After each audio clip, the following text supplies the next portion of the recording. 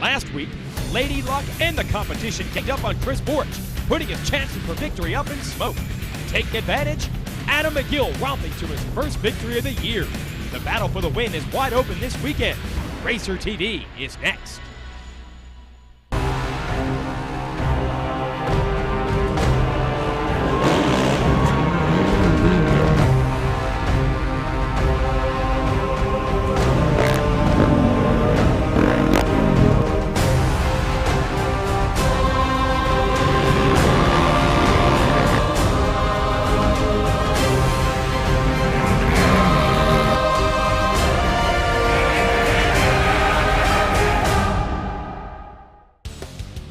Hello everyone and welcome to Racer TV's coverage of the largest race of the year. Over 10,000 spectators on hand for this AMSOIL Ironman GNCC in Indiana. One of the wildest racetracks and some hardy fans looking to get involved with the action today. We cannot wait to bring it to you. I'm Jason Weigand, of course your host. Championship in the ATV ranks already wrapped up for the season. But we've got a great battle shaping up for the overall win today. Also get a lot of fans on hand. Of course, this is the GNCC Race for Breast Cancer Awareness, and a lot of stories to tell in many different ways. How about this little lady, Tracy Checo, taking her 9th Women's Championship this year, and her husband, Jeff Pickens, will be out racing this afternoon amongst the pro riders, trying to lock down a top 10 finish for the year. Let's check in with the privateer on the Yamaha, Jeff Pickens. It hasn't exactly went how I planned. You know, everybody comes in with certain goals. I had a few injuries this year that set me back a little bit, but I'm healthy now, so we're going to finish the season strong, and you know, we're already getting ready for next year. So all in all, it was good. You know, when you're competing against the pro class, it's these guys are on top of their game, so whoever puts their work in, you know, they get the job done. So it's definitely tough, but I'm happy with where I'm at right now. I work construction. I build and update water and sewage plants. I travel all the time. I'm pretty much on the road, you know. I'm fortunate enough to work 410s, so my company works with me as far as that, so I get Fridays off. But, you know, there's really not enough time in the day. I don't get to do much riding or training through the week. It's the weekends, and it seems like I'm always working on bikes. But we do the best with it, and we still have fun with it, so yeah. It's definitely hard, you know. You can't take nothing away from these guys. You know, everybody works hard. Having a full-time job definitely, I feel, puts me at a little disadvantage. But, you know, if I had every day off to do this, you know, I think I'd do a little better, but I still think it'd probably be, you know, similar results to a certain extent, because, you know, there's a bunch of people with a lot of natural talent out here, so, you know, it's the best of the best, so it's tough. It's going to be tough, but he does have the support of his wife Tracy there, who just completed the 2-hour morning race in the women's class. There's Chris Borch, your champ. See the pink, and his girlfriend wearing some pink as well. Everyone getting into the spirit of this race. Jarrod McClure, he's into it with a pink helmet. Johnny Gallagher doing the same here. Big spectator count on hand, over 10,000 fans, biggest crowd of the year. And they're here to see some fireworks, not just up in the air, but also on the racetrack. And we have a perfect racetrack for it. 11 miles. We're going to race for 2 hours. And this track is muddy. A lot of rain has come down in the last couple of days. So it is going to be a challenge. To a man, just about every rider says this is their favorite course of the year. It's fast, it's also difficult, and it's fun all at once. And we're about to go racing here at the AMSOIL Ironman GNCC. Adam McGill in the pink gear. Last week's winner looking good down on the inside. Cut it a little bit too tight. And I believe that's Craig Bauman. Privateer going to grab his first motorsport.com whole shot of the year. He's had a couple of good starts. This is his best. $250 for just about 30 seconds worth of work. There is McGill to second, but he goes wide. Found a bad line there and loses a spot. I think the number 13 of Eric Hoyland is going to take it over. And all the pink gear and graphics and stickers everyone's running, they're about to be turned brown because, as I said, a lot of rain has come down on this track. And there's going to be a real strategy to taking on this type of quagmire. You do not want to waste your goggles and your gloves early. Go 11 miles around before you get to your pit. So you don't want to run out of vision in the first mile. These ATVs, they kick up a lot of mud. Jarrod McClure going right into the number 1 spot. If you want to go for it in these muddy conditions, you can take advantage. He decided to take the chance of really pinning it through that slop, and he takes the lead. But now we're up to Ironman Hill, one of the most famous obstacles in all of Grand National cross-country racing. About 40 different lines, I'd say, are going to open up on this hill. And this rider, Walker Fowler, has taken the best one. I didn't even see him amongst the leaders. And now the kid out of Ohio is in the number 1 spot. Another big hill climb here, although really only one fast line at the top of this one. Brian Wolf, McClure, Chris Borich, all the top group. There's the number 4 of Chris Bithell. It has changed rapidly, that Ironman Hill. You go through the water, and then once you conquer that section, you got to figure out the best way to the top, and it's going to change every lap. This is another one of those big hill climbs. And the red machine, the JG Off-Road Honda of Wolf, I think he might have figured out the best way to the top. Taylor Kaiser, the number 3, is in the hunt. Yes, Wolf has taken over the lead, and he has already lost the goggles. So like I said, risk and reward early here at the Ironman. Look at the bridge at the top, just filled with spectators. Another big hill climb here, and this is what these fans have come to see. They might not even know the names or the numbers of these riders. They just want to watch the action. They have no idea who's leading the race, but they know every time they get to these hills and these mud bogs, something's going to change. And Fowler is in the lead for the 2nd time today. Just fighting his way through in the Ballance Racing Yamaha. Well done for the kid on the number 5. And it is just any rider's guess as to what's the best line through here. You don't want to get hung up or stuck. Don't want to get too much water on either. There's the 13 of Hoyland. He doesn't have goggles. Here's Borich into the pits. He's got fresh goggles from his dad, Joe.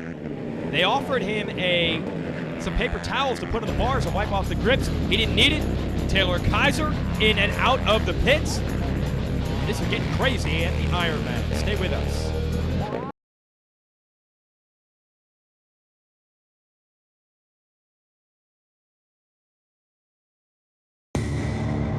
The Can-Am Renegade 1000 XXC with the most powerful engine in the industry. The Outlander 1000 XT with a redesigned chassis for unequal trail riding. The Commander 1000 Limited, the most equipped, luxurious side-by-side in the industry. The facts say it's the most advanced lineup out there. But the ride says it all. Racer TV is brought to you by Can-Am, by AMSOIL, and by Rocky Mountain ATV MC. NBC Sports coverage of the Can-Am Grand National Cross Country Series. Jarrod McClure, you cannot tell, but he's riding on the number 7. National Guard Honda is leading the way. Chris Borich is 2nd, and this is a true Ironman race. There's a reason they call it the AMSOIL Ironman. It's a rough and tumble course under any conditions, but with all the rain we've taken on the last couple of days, it's going to be hard to stay in the number 1 spot even when you get there. There's just so many lines, so many places to get stuck. We've already seen the lead change hands about half a dozen times. You got this steep hill climb, and Brian Wolf gives you an example of what can happen. He has gotten stuck.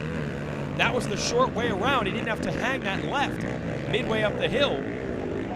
The straight line was just too difficult to conquer, and he has lost a ton of ground on the 341. Look at that technique. Putting the knee over the seat to get maximum weight over those rear tires. So now it's Walker Fowler leading the way with Chris Borich behind him. Fowler, we say it week in, week out. Lots of hype. This guy was in the XC2 class last year. That's the stepping stone to this pro division. He won every race in that class last year. No one has ever done that. Big expectations for him to challenge Borich for wins this year. Yes, he has challenged him, but no, he has not been able to seal the deal and get one. Week in, week out, we say is today today. So let's say it again. Is today the day Walker Fowler delivers a win for the Ballance Racing Yamaha team? But he's got Borich right behind him. And that's a good place to be in if you're Chris Borich. He just likes to stay in touch with these guys early and then attack late. And every one of these riders knows it. It's the shark in the water. You're always worried about where Chris Borich is, no matter how big a lead you have. Fowler takes a look over his shoulder, trying to figure out, is his line the best one? All the way off to our left, Ryder's right. A little bit drier there. Jarrod McClure doing a good job in third. McClure has really stepped up this year. We talked about it quite a bit. There's Chris Bithell on the podium at our last race on the Can-Am. He is fourth. Taylor Kaiser fifth. And with Brian Wolf getting stuck and some of the other riders who had good fortune early in the race dropping back, it might boil down to a 5-rider fight as they just kind of chug their way through this water. By the way, it's very cold out here today too, so that's another reason you don't want to pin it through there. Just run with the chills. You've got a race for 2 hours. You take on half a gallon of water, of ice water in the bottom of your boots. It's going to make you that much less comfortable, although these guys are tough. They probably don't care about that. It's more about protecting the machine through those sections. Here it is, fans out here in droves in these hill climbs. Look at how many people are on that creek bank at the bottom.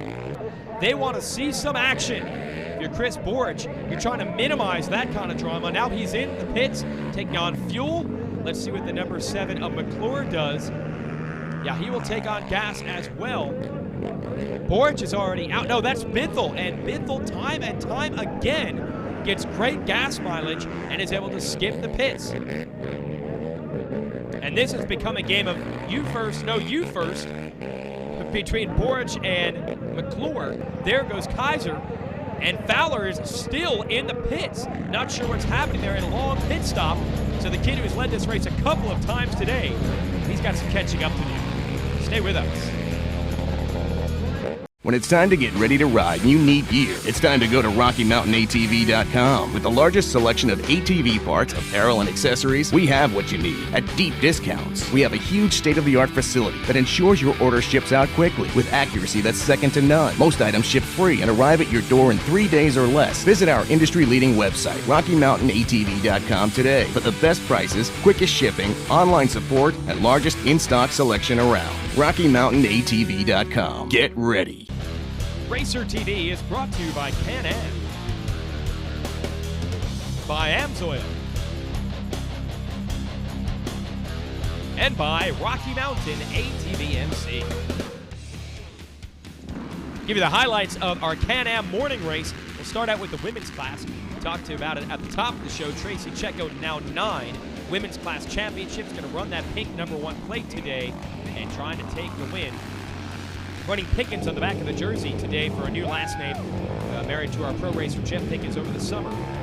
But competition, as always, comes from Pennsylvania's Angel Atwell. She has won plenty of races and championships of her own, and Angel was on the gas today, able to take the women's class win. Congratulations to her. And we move on to the open and 4x4 divisions. This is the U2 class, and I'll tell you what, these guys can really fly in these muddy conditions. Cliff Beasley out of Tennessee has announced this season will be his last. So last chance for guys to get some revenge on him and beat him in the class. Not happening. He takes the win over Jordan Phillips in U2. And it would not be a morning race update without an update on the 201 of Dave Simmons, who has made mincemeat of the morning race field in the 45-plus class. The number 201 on the Yamaha, just dominant again. Wins the class and wins the overall for the 8th time in 12 races this year. Beasley and Atwell round out the top 3. Nice mixture of machines, experience, and yes, even genders on the morning race podium. Here, things a little more cut and dry. All 450cc two-wheel drive ATVs, and it's the pro guys duking it out.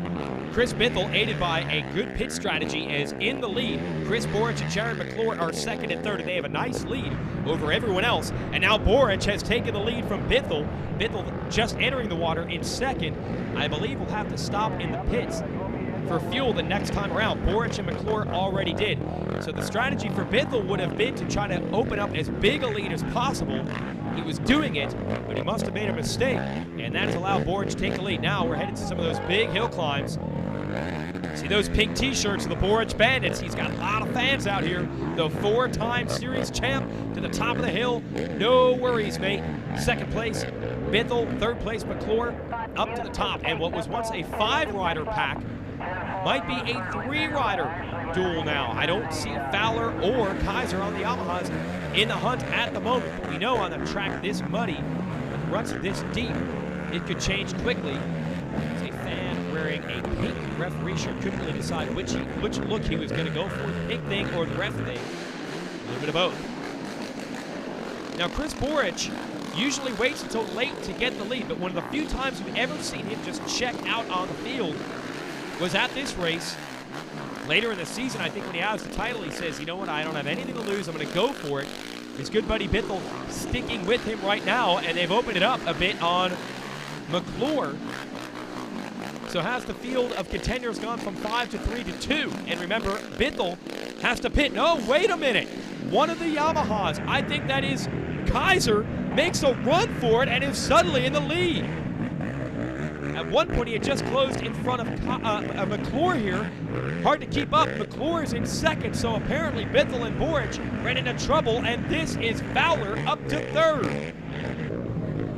Well, we knew this course was going to lead to a very dynamic race, a lot of ups and downs, and that's exactly what has happened. It is so treacherous.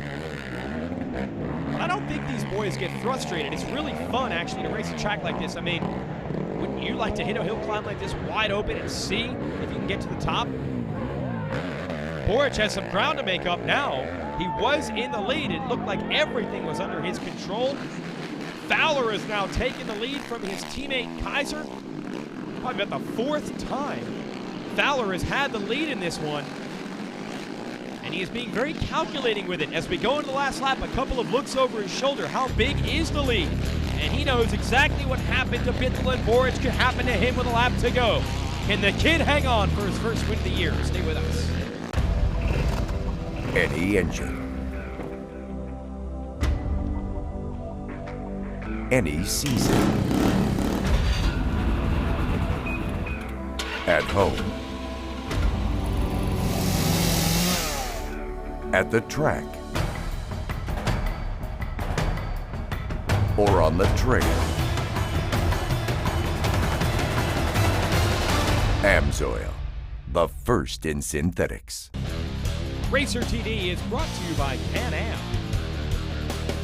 by Amsoil, and by Rocky Mountain ATVMC.